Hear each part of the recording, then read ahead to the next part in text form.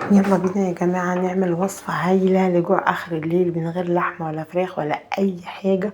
عبارة عن جبنة ولبن وبس. عندي كوبايتين من اللبن، هنزل عليهم بمكعب زبدة على النار، وهنزل عليهم بمعلقتين كبار جبنة موتزاريلا مبشورة، وهندلع الطبق ده وهنعمل أحلى ماك اند تشيز في البيت. بتتقدم غالية اوي في المطاعم وهي مفيهاش أي حاجة.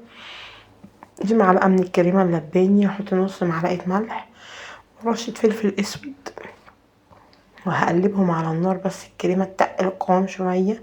بصوا ريحتها تجنن ومغذيه جدا واحلى 100 مره من اللي بتتقدم بره.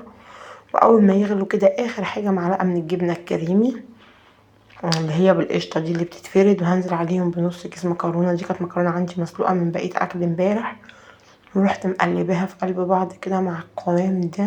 تجنن، احلى حاجه ممكن تاكلوها في البرد اللي احنا فيه ده، وهتدفيكوا طعمها حلو قوي.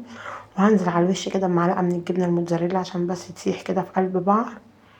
طعمها تحفه، لازم تقوموا تجربوها وتعملوها دلوقتي. بتبظ وبتلظ وكميه جبنه فيها خطيره، وطعم الجبنه فيها قوي جدا. وبألف هنا وشفا على قلوبكم.